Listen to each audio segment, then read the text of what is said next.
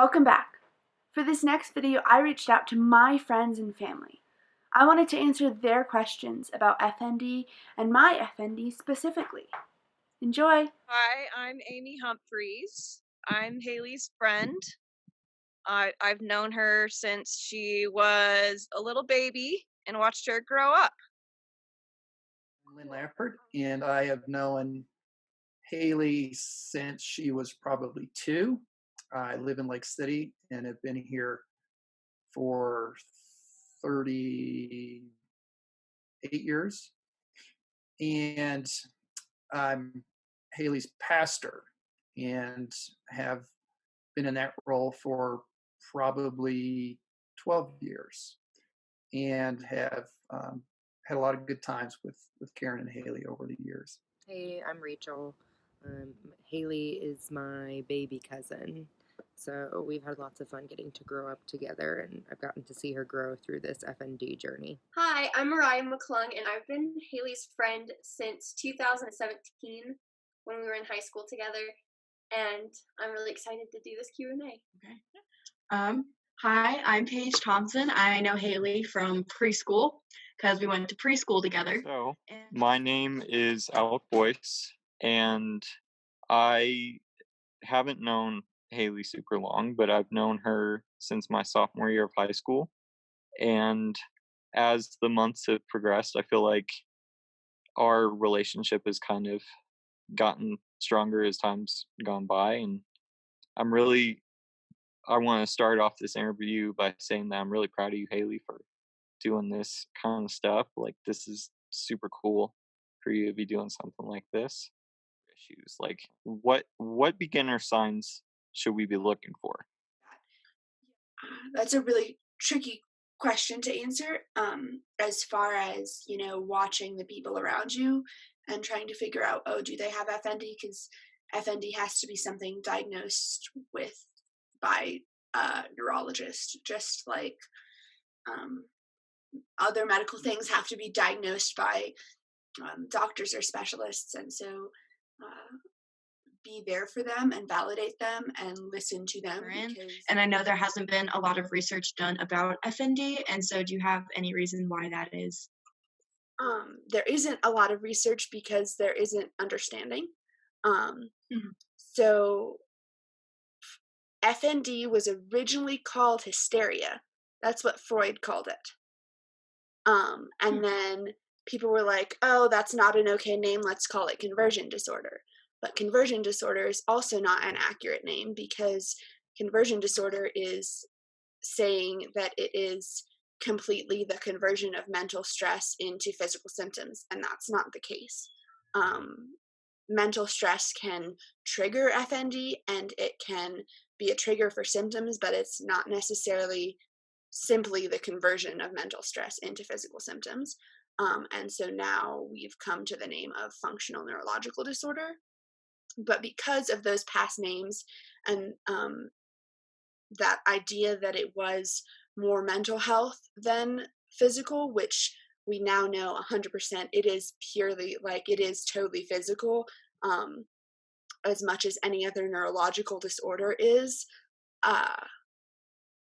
that it's taking a long time to come out of the stone ages of that wrong thinking and that wrong definition of it. And so a lot of people still have that wrong definition and therefore aren't willing to do research on it. How do you think is the best way to familiarize people with FND? And so that is a huge part of what I'm trying to do with Courageous Us. That's a huge part of what FND Hope is trying to do. And then also just, if you know about FND, tell people, because it can't just be me or just the people at FND Hope doing the work. It has to be everyone. What would you tell someone that had a family member or a loved one that has FND? Like, what's the most important thing to know? Yeah. I think to just keep standing by them, that everything they're experiencing is real. They aren't faking it. There is hope, and you are their lifeline. and if you go away, their lifeline goes away, and they'll figure out how to manage, but it makes it so much harder if you're not there. And so stick by them and give them grace, because this is imaginably hard. I mean, I don't know how many different times I have used the example of a woman in labor, and the nurses and the doctors and her husband don't leave her just because she's screaming in pain. And a lot of FND is, we're in so much pain that we're screaming. But when you can think about it in a way of, well, I wouldn't leave the woman in labor, it's a lot easier to think about it that way. And so just that example, like you said earlier, having something people can relate more to can help them understand FND, because so much of FND is unknown. Being able to think about, oh, what's another thing that maybe I can relate to? And that example has come up for me, like, is one of the best examples I can come up with for, stick by them, stay by them. They need you so much right now. Do some people exhibit some symptoms and others exhibit different symptoms? Do they all have the same? And like, what are some of those symptoms? Yeah. So seizures. And so there's a whole list of like cognitive deficits, non-epileptic seizures, temporary paralysis, pain, a whole list of about 20 different symptoms that can be a part of FND. And then different people with FND get different combinations of those symptoms. And then there are some people that, like me, I got every single symptom on the list. But some people only get 1 or 3 or any number of combination of the different symptoms. What's one thing that you now understand about FND that you would have wanted your friends and family to understand at the time? I think the most important thing I would have wanted my friends and family to know at the time, which I didn't even know then, I've learned since then through going through treatment, is the lack of control I had.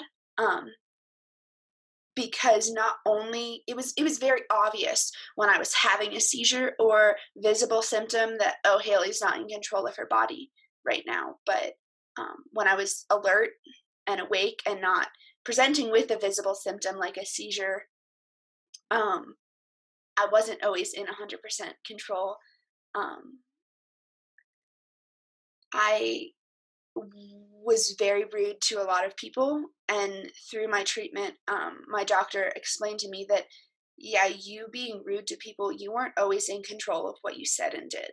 There were times that I was, but a lot of the time, not only was my window of tolerance very narrow, I literally had no control over what I said.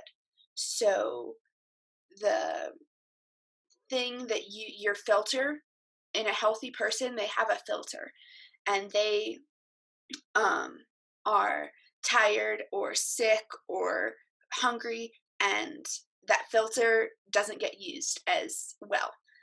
With FND, you don't have a filter. So, and you don't have an outlet for everything you're feeling. And a lot of times that gets turned around into being not nice and to lashing out. But that's not you. That's not the person with FND. That is another symptom. What was one of the hardest experiences for you in general through your experience of FND? Did you find most difficult? Well, all the symptoms were horrible. There wasn't one that was like, oh, this one's easy. Right. But out of everything, I think the hardest part for me, because as you know, I had a lot of other medical issues before I presented with FND.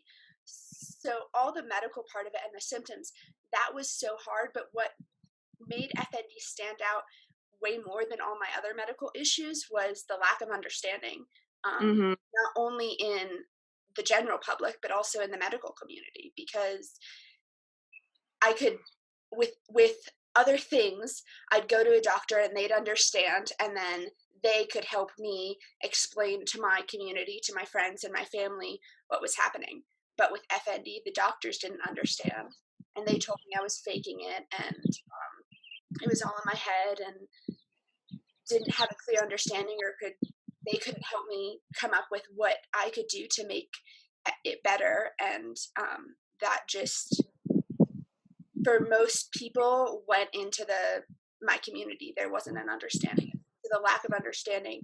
And then, of course, I had a great support system and great community in a lot of ways.